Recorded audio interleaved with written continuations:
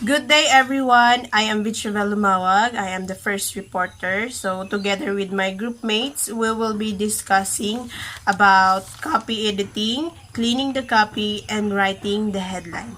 So, let's get started. Alright, our objective for today's discussion is to determine the guidelines in journalistic writing. Next is to demonstrate the delete symbol. Then apply copy editing marks.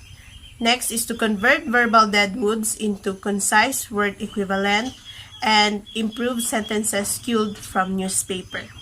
So let's begin with copy editing. So editing, proofreading, and copy editing are often assumed to be the same thing, but they are not. So in publishing, it is typically understood that a document that has been edited will still need to be proofread. So an editor is often needed for his or her individual style or specialization in a particular subject area. So if you are looking for someone to improve the style and flow of your writing, or do you simply want someone to ensure that your commas are in the right places, then you need to find a proofreader or a copy editor. So to help clarify things, here is a helpful guide to explain the differences between these three skills: the editing, proofreading, and copy editing. So, editing.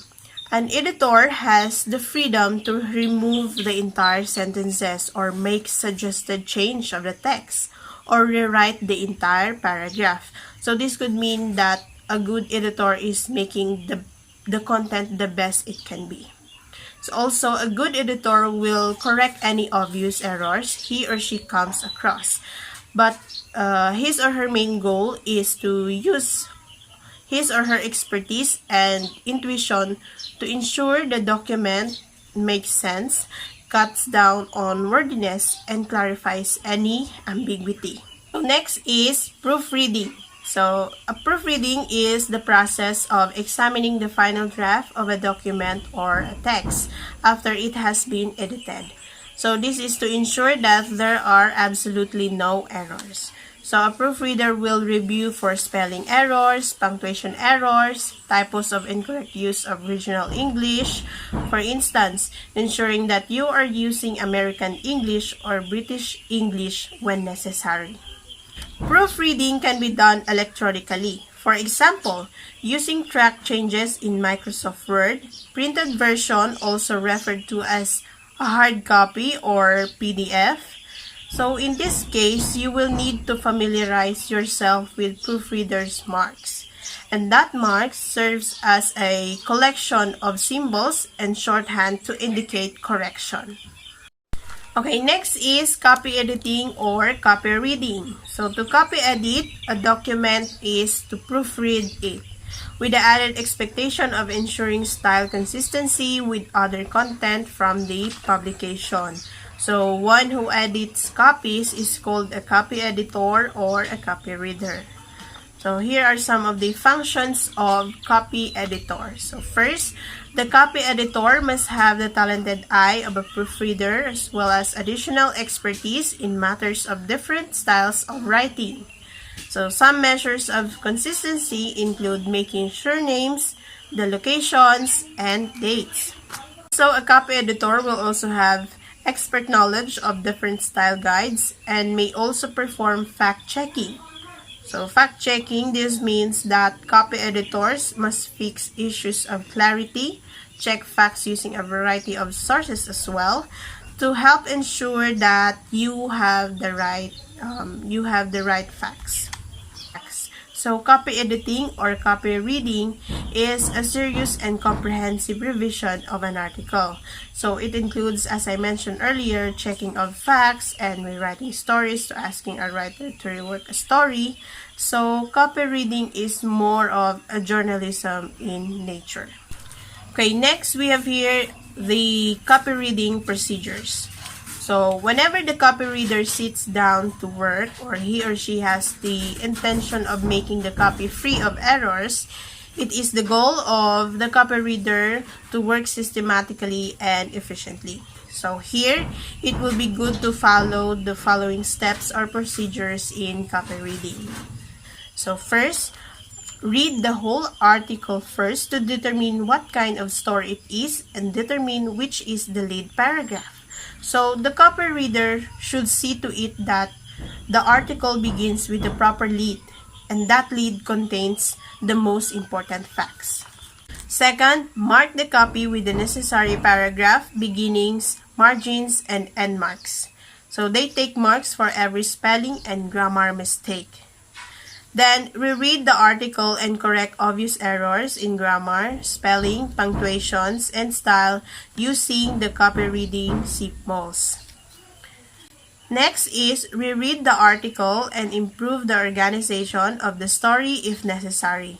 So this will make sure the lead features the lead fact. Also, remove all unnecessary and irrelevant materials.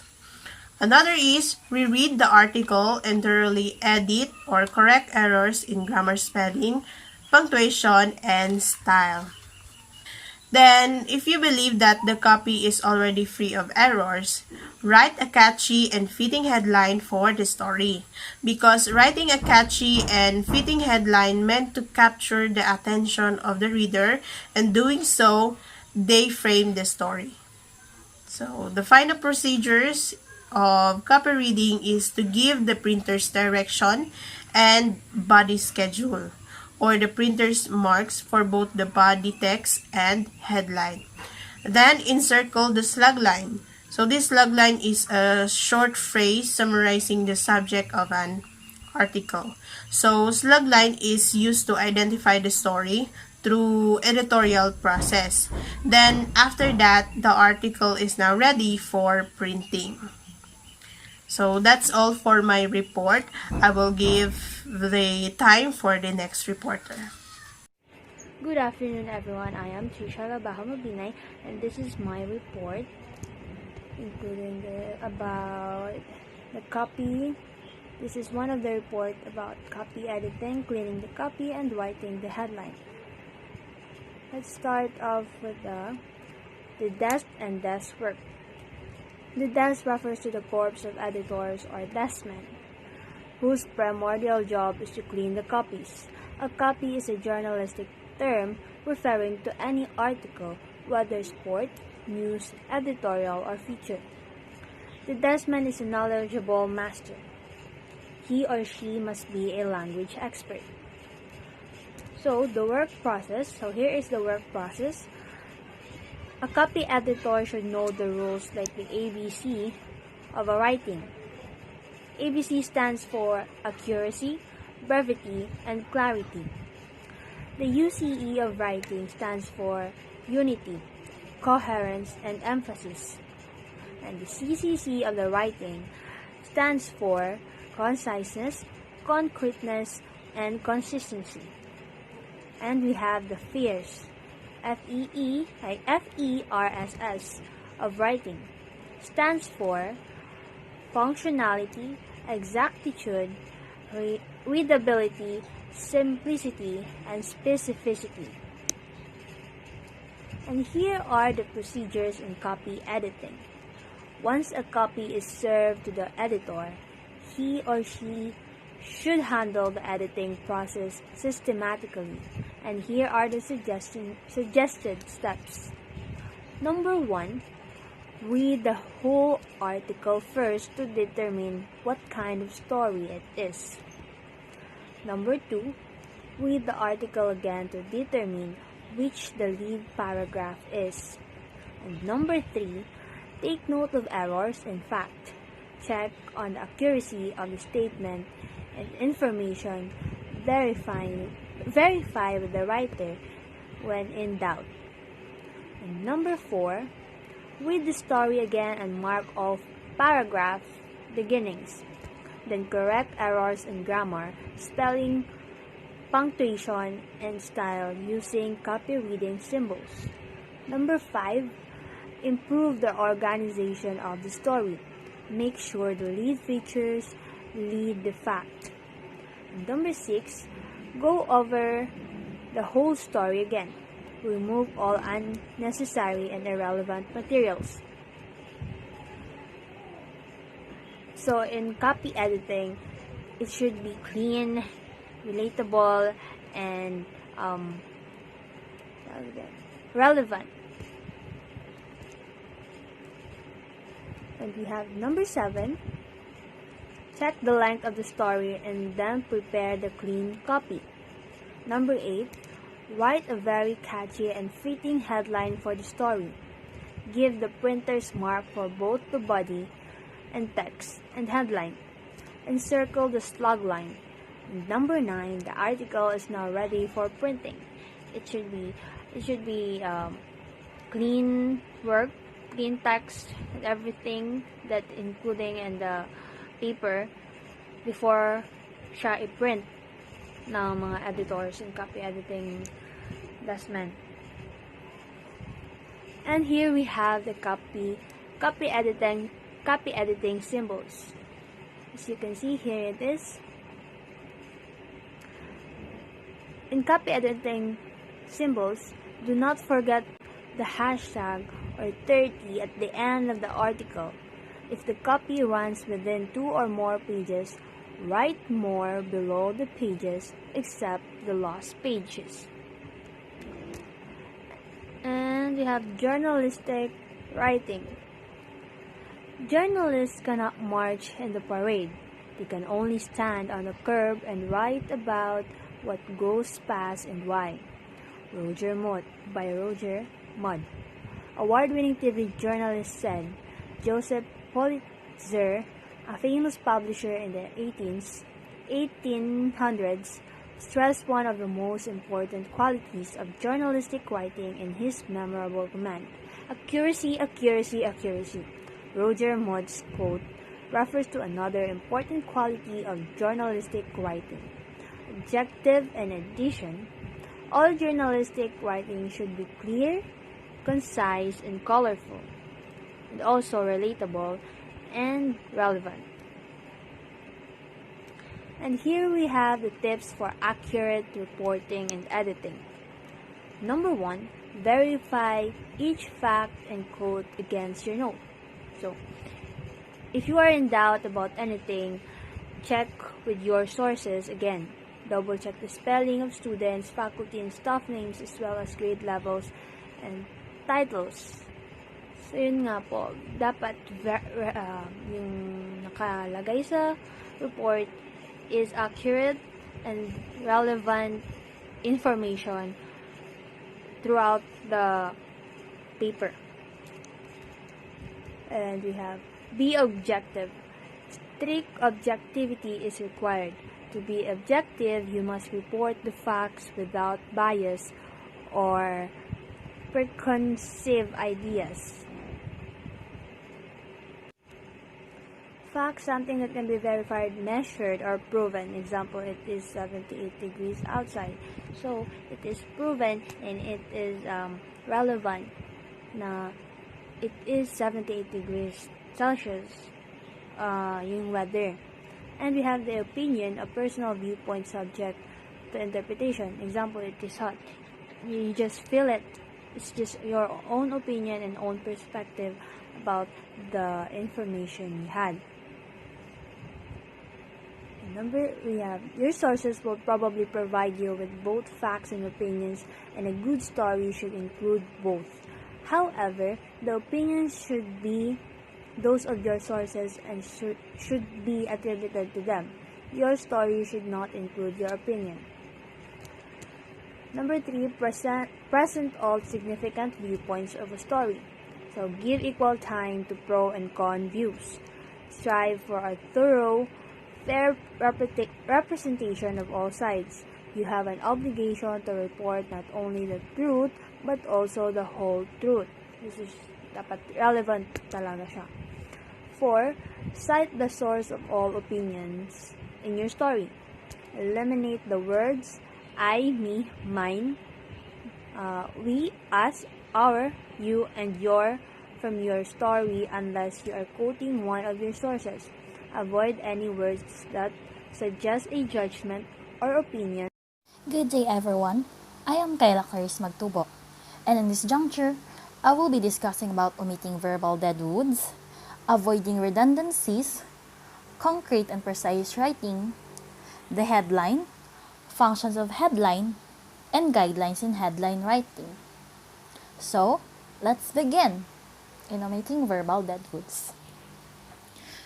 Effective writing is concise. You can be concise by dropping unnecessary words from phrases or sentences. Every word should tell. There is no reason to call a spade a long-handled instrument for turning earth into garden. The rule is, chop out the verbal deadwood. You will save on newsprint and stationery. So, what is a verbal deadwoods? Verbal deadwoods are words that only lengthen a sentence without adding significance to the message. And here are some examples of verbal deadwood drawn from Philippine newspapers and inter-office memoranda.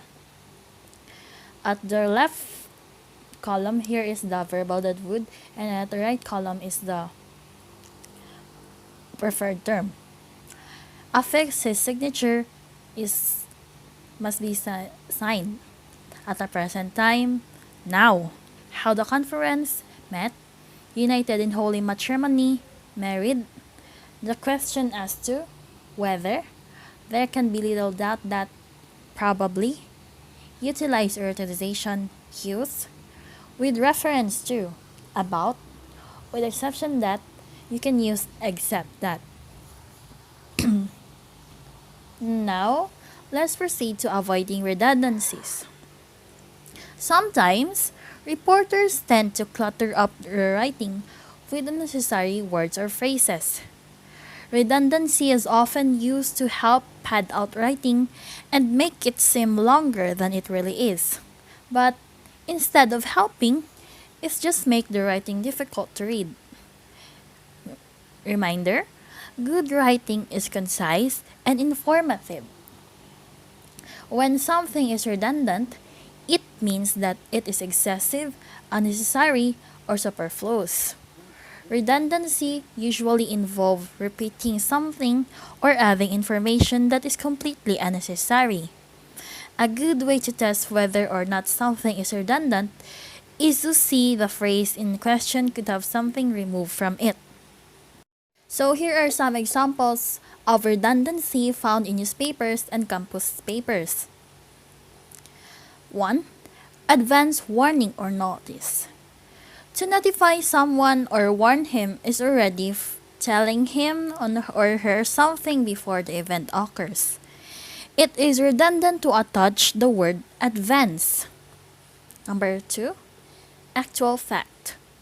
A fact is by definition something that has already been confirmed to have happened. So, necessary na ang actual fact, ang actual. Forever and ever. Ever is completely unnecessary as it just serves as a duplicate of forever. 4th, major breakthrough. A breakthrough is already major significant. There is no reason to say that it is major, right?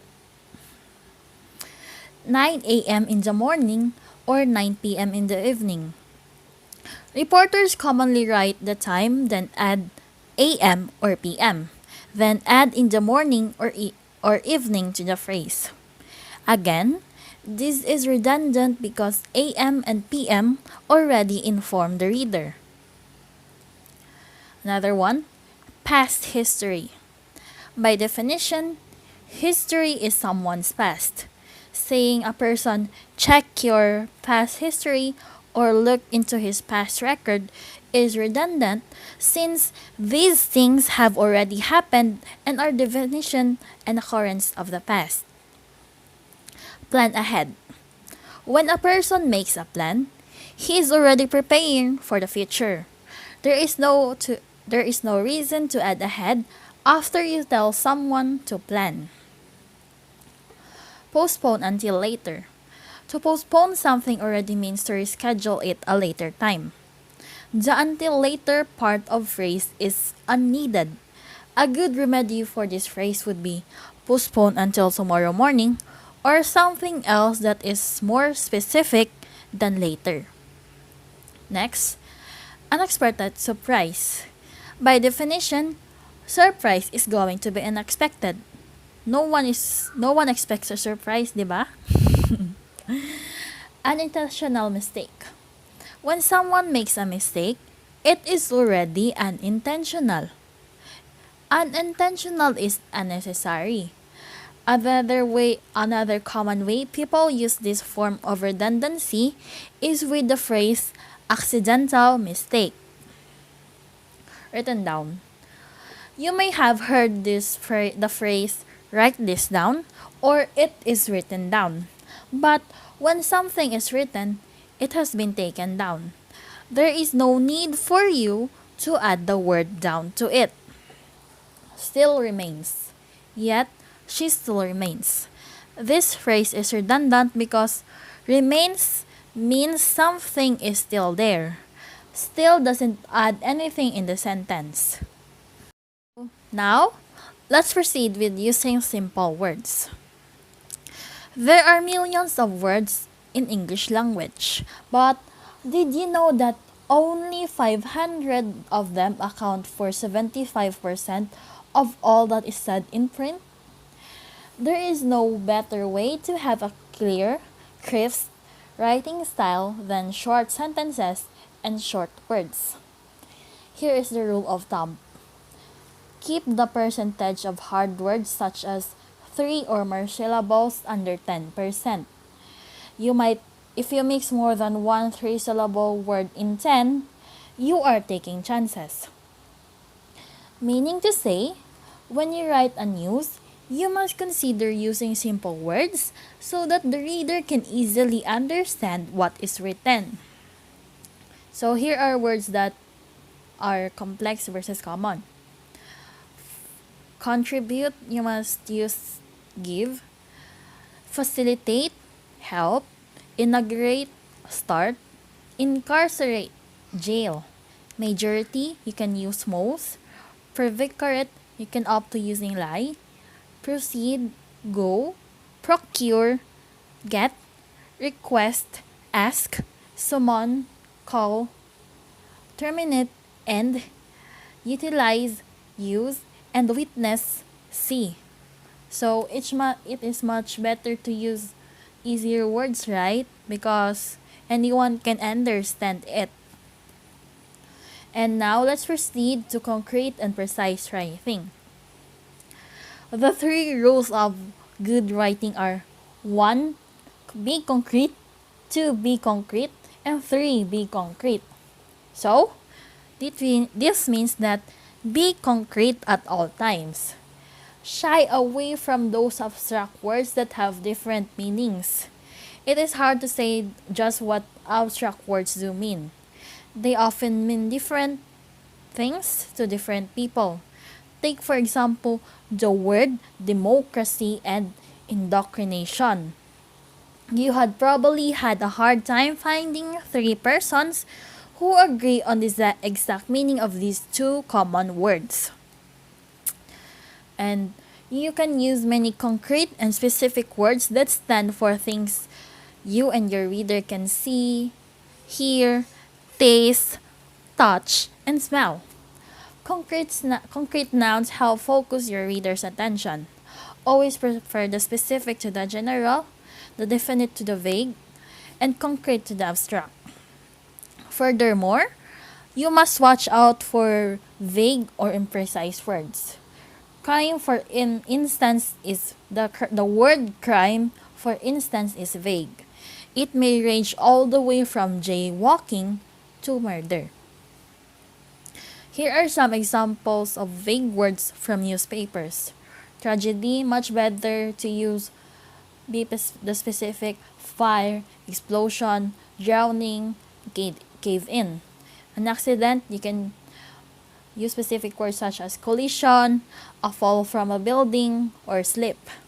Organizations, JCs, Catholic Action, YMCA. Legal action, suit for damages or criminal case. Document, you can use deed of sale, record, certificate, or treaty. Monetary consideration, must write salary, bribe, or reward. Community can use town, barrio, or city. On the other hand, precision pays. The search for precise should extend to sentences. Consider these examples. Here's a big example. His head was injured by a blunt instrument. The precise, the more precise term, his skull was fractured with a hammer. It is much more clear, right? You can understand the sentence easily. Vague, another one is officers remove a gun from his clothing. A more precise form is police took a 32 caliber automatic from his hip pocket. Another one. A large number assembled for the meeting. Much better. 500 attended the caucus. The last one. The vague term. He spoke in disparaging terms about the radical element. Concise and precise term. He denounced communists. Moreover, abstract words make your writing dull and vague. If you want to keep your writing crisp and clear and understandable, use concrete nouns and verbs. Be precise. And now, let's proceed to the headline. The headline refers to the title of any news stories. Sometimes, it is described as the short telegraphic major messages of the news. Oftentimes, it is the gist of the lead. So, news stories are important, but the headlines that introduce these stories to the readers are important as well. Good headlines will make a newspaper page attractive, and poor headlines will make a page seem dull. Poor headlines might also discourage them from reading the stories. So, what kind of headline style does your newspaper use? In the traditional newspaper headline, every word is capitalized except for the short prepositions like at, by, for, from, to, etc. and the likes. They are capitalized only when they appear at the beginning of the line. Ordinarily, most newspapers call attention to their most important news stories by giving them multiple column headlines. What is multiple column headlines? A multiple column headline is one which extends over 2 or 3, 4, or more column widths. So, a newer style of headline writing, however, capitalizes only the first word and proper nouns that would be capitalized in a normal sentence. The two styles of traditional headlines can be shown here. So, for the traditional style, studies erect book kiosk. As you can see, all the words in the traditional style headline were capitalized. Every first word were capitalized rather. In the newer style, only the first word were capitalized and the rest were written in lowercase. So it is also known as the down style, the D's. Moreover, headlines also beautify the page on which they appear because of their variety in size and type. They do much to make the page attractive. They introduce contrast and relief to the dull gray of the body type. They bring balance, symmetry, and typographical beauty to a well-arranged page. You need a set of short, precise vocabulary for headline writing. If the maximum count or the number of units that will get into the space, if 14 units, you cannot squeeze 15 units into it. You must reconstruct the headlines. So, because headlines must exactly say what the stories say. They must reflect the facts and flavor of the story. Although they might be bright to attract readers, They must give precise details of the stories and not leave any false impression to the readers. So here are the function of headlines. First, it gives the gist of the news. Second, it presents the news for rapid survey reading. Third, it indicates the relative importance of the news. And fourth, it gives a pleasing appearance to the news page. So, it is really important to have a good headline. So, let's proceed to the guidelines in headline writing. First, read the story first. Second, clues to the headline are usually in the lead. So, the lead are those found in the first part of the news, right? Number 3, use the shortest word possible. Instead of cop, you can use police.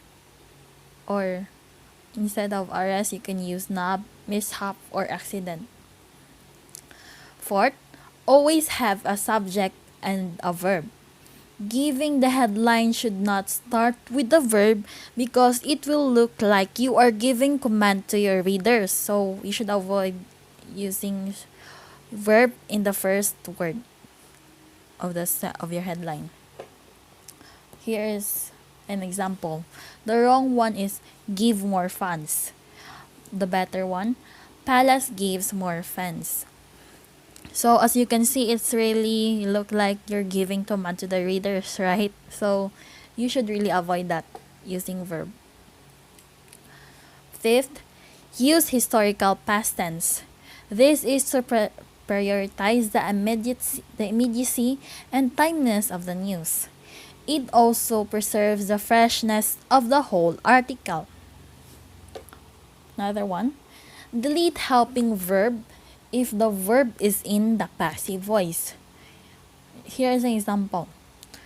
The wrong example is drug pushers are nubbed. The correct one, drug pushers nubbed. We're over seventh guideline. Use infinitives for future events. And another example is UNIDA will attend GSP Confab.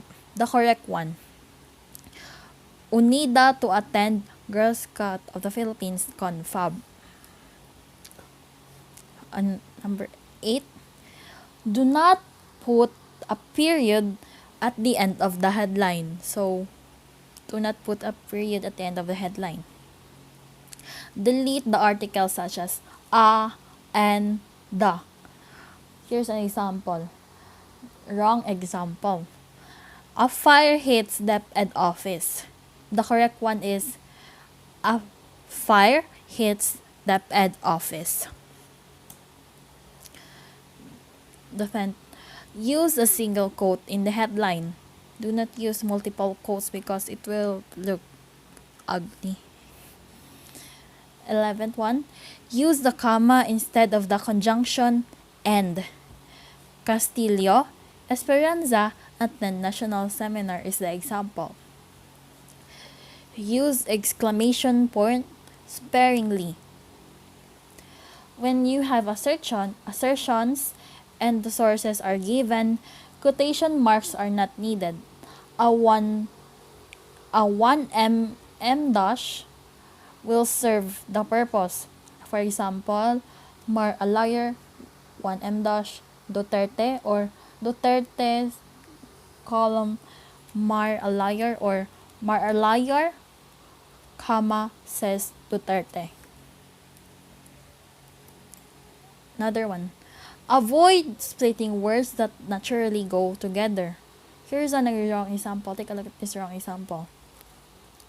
BNSHS observes linggo ng wika with tilts. Here's the right term. BNSHS conducts linggo ng wika tilts. 15. Do not leave a preposition at the end of the line. Here's a wrong example again. Mentor calls for reform of schools. The right term? Mentor calls for reform in Cagayan schools. So, another 116, use widely known abbreviations such as DOH, WHO, DFA, something like that. So, because they are known to everybody. Number 17, be positive.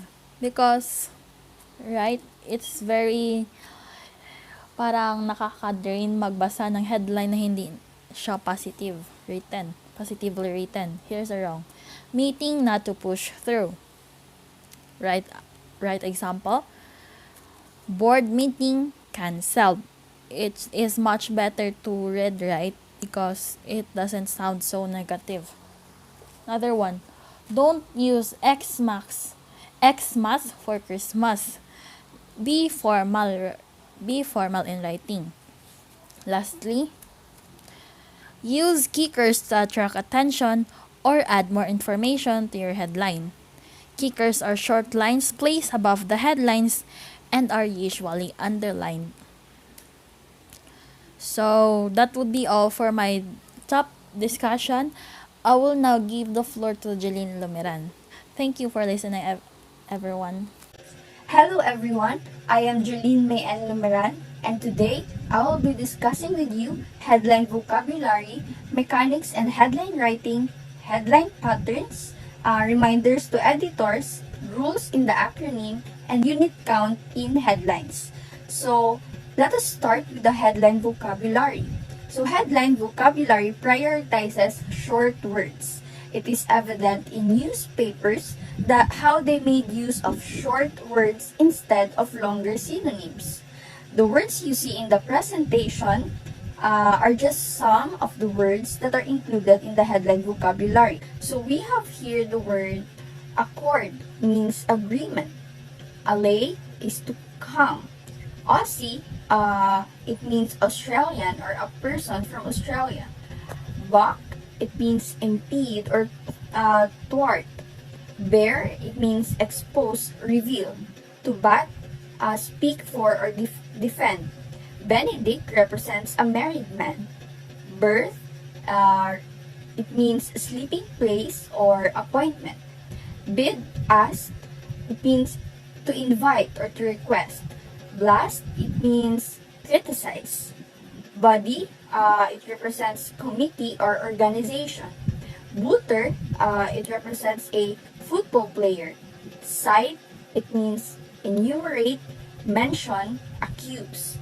Confab, it represents or it means conference. Cop, police. To I, it is to consider. So, next words are feud. It means dispute or quarrel. 5, it represents the basketball team. Flay, criticize. Foil, thwart or reject. Gab, conference. Get the axe, to be dismissed. Hail, welcome. Ham, overacting actor or an immature. Nix, it means to reject. Okay, it means approve or accept. Power, it represents electricity. Probe, it means to investigate. Quit, resign. Quiz is to question. Ratify is sanction, approve, and confirm. Now, let us proceed to the mechanics of headline writing. It is the copy editor's job to see if the headline fits the allotted space on the page. He or she gives the important technical instruction or technical details to the layout person on the font size and font type that will be used. Also, the copy editor will instruct the layout person on how it should be presented on the page. So here we have the example 2-24 capital T and RB space W/kicker. So the number 2 here means the head will run across two columns of the page. Number 24, however, represents the font size to be used.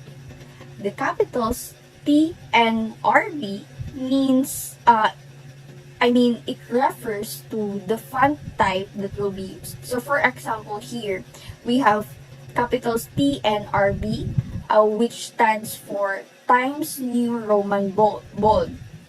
Kicker means preliminary head. So the line below refers to the number of lines or decks the headline will have. Now, we will tackle about the kinds of headline patterns. So the first one here is called flash left. This kind of headline is composed of two or more lines of headline aligned to the left edge of the column. You can see in the example in the presentation. So we have here, Malacanang considers a bad adventure over. It is flashed on the left side. Next is the flash right. So it is the opposite of the flash left. It is aligned on the right edge of the column. Number 3 is drop line. It is 2 or 3 lines of headline, usually of the same length, and arranged diagonally. For example, Dole Philippines donates armchairs to Sarangani. The diagonal lines that you can see on the presentation shows its diagonal arrangement. Next, hanging indentation. So hanging and indentation, however, on the other hand, is usually 3 or more lines of headline. The first line set flush to both margins, and the succeeding lines are indented from the left, thus as if hanging from the first. An example is flashed on the screen. You can see it on the presentation. So the fifth one is called cross line. So this type of headline pattern, it is a single line of headlines running over 2 or more columns. Next is the inverted pyramid. 2 or more lines of the headline with the first line flashed to both margins and the succeeding lines getting shorter and centered. So next is the flush line or full line. However, it is consist of 2 or more lines of the same length. Number 8 is the streamer. So the streamer, it has the striking boldface head extending across the top of the page. Next is the umbrella. It is when a streamer is placed at the very top of the page above the nameplate of the newspaper. Number 10 is the binder, a streamer at the top of an inside page. Number 11 is the jump head, or also called as run overhead, the headline of a news story which is cut and continued on the inside page. It is followed by the words continued from P blank or the like. Next is the subhead, a short title of a portion of a news story to break the monotony of gray text. It is set in boldface and occupies more than half the column width. Lastly, the tagline or kicker, a short single line placed above the main head, maybe a smaller type, underlined and set flush left or centered. So the following are some observations of lecture judges in press conferences. They based on copy editing oversights found in school papers. So number 1, we have here a good straightforward lead stated in a subject-verb declarative sentence is a good way to begin a story. However, if all stories were written that way, reading a paper would become boring. Whenever possible, try to light touch and perk up your leads.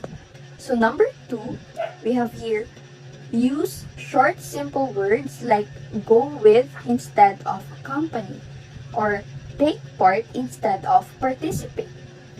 Number 3, a long list of names may be written in several paragraphs. Do not be afraid to end the paragraph at a comma or a semicolon.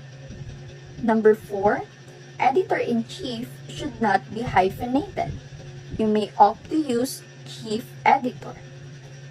The following words should be hyphenated: self-defense, post-mortem, out-talk, anti-American, outbox, un-Filipino, all-star, above-mentioned, or adjective, ex-president, one-half.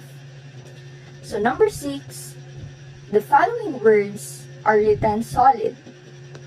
These words are co-pilot, citywide, roundup, infrared, post-war, semi-annual, worldwide, nationwide, twofold, touchdown.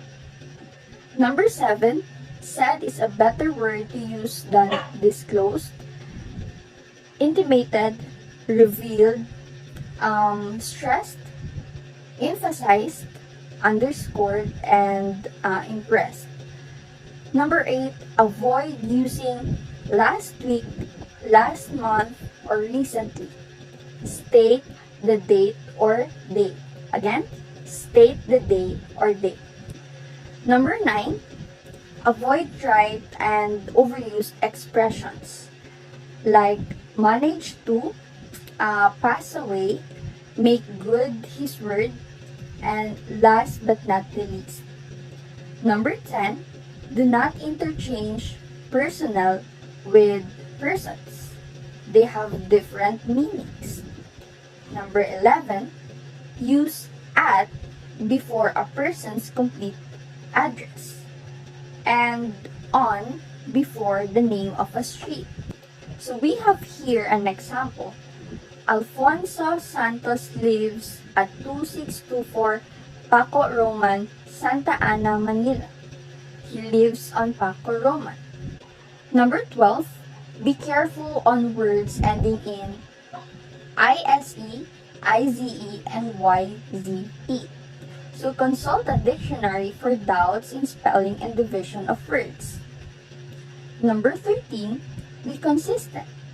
If students and bylines are identified by sections, let them all be identified. There is no need of the colon after by in lines. Number 14, as much as possible, each paragraph should have just one sentence in news stories. If a paragraph is longer than one column, cut it. Number 15, adverse means hostile, opposed, or antagonistic. Averse is to be disinclined or reluctant. Number 16, the words in effect, virtually, practically, and actually are better forgotten. So number 17, it is hogging, not hogging, the limelight.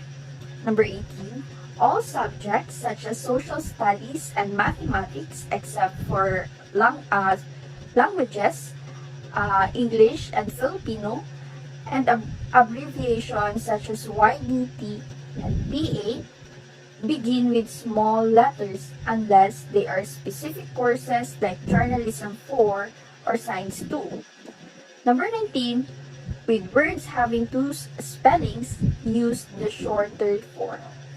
Number 20, with words, do not use night or NITE for night, or THRU through for through, or any such informal words. Number 21, do not hyphenate vice president or vice chairman. Number 22, say at the height of something, not during the height. Number 23, avoid starting a story or caption with a, an, the, at a meeting, it is, there is, or are, will, be. Number 24, say the reason is, or you can also say the reason is that instead of the reason is because. Number 25, a caption should be short but must give all the information pertinent to the pictures or the event it covers.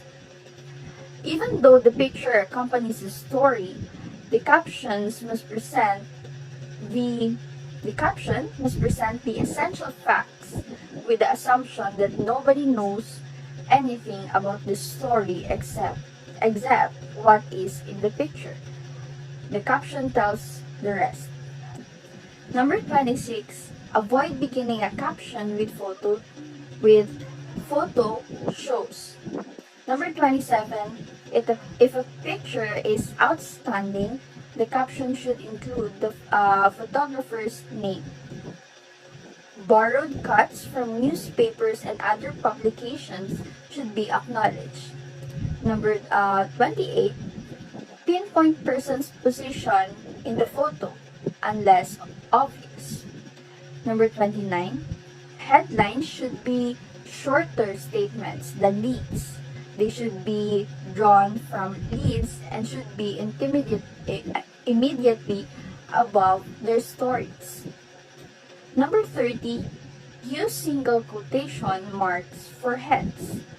No quotation marks are needed when there is a dash between the direct quote and the speaker's name.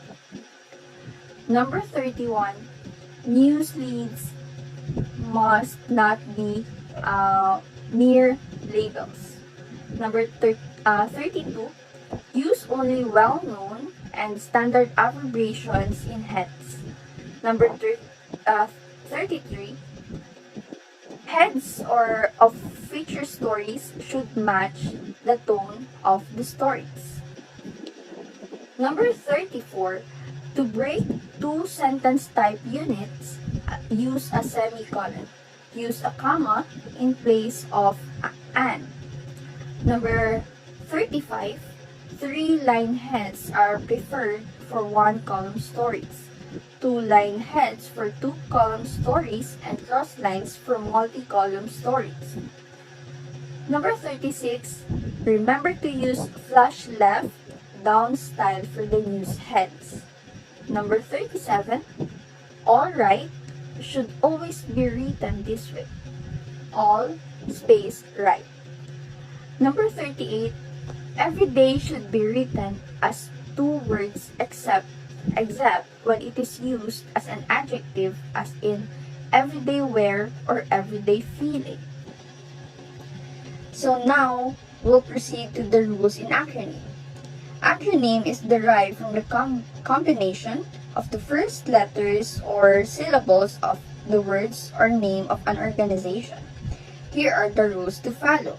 Number 1, for 4-letter acronym and below, all letters should be capitalized like in WHO for World Health Organization, UN for United Nations, and MILF for Moro Islamic Liberation Front. Number 2, for more than 4-letter acronym, only its first letter is capitalized like in ASEAN for Association of Southeast Asian Nations, and UNICEF for United Nations International Children's Emergency Fund. Number 3, for syllabic acronym, the first letter of each syllable of the words should be capitalized, like in DepEd for the Department of Education, Jansan for General Santos City, and Soxargen for South Cotabato, Sultan Kudarat, Sarangani, General Santos. So now we will be discussing about the unit count in headline. So unit counting, it is to ensure that the headline should fit the allotted space by a system of unit counts given to each letter, figure, and symbol. So the corresponding unit counts are given as follows. we have here all small letters except J, L, F, I, T, M, and W is equal to 1 unit. All small letters J, L, I, F, T, and is equal to 1/2 unit. Small letters such as M and W is equal to 1 and 1/2 unit. All capital letters except I, M, and W is equal to 1 and 1/2 unit. Capital letter I is equal to 1/2 unit. Capital letters M and W is equal to 2 units. So next, we have here all punctuation marks except the dash, question mark, dollar, and percent sign is equal to 1/2 unit. Dash, question mark, dollar, and percent sign is equal to 1 unit.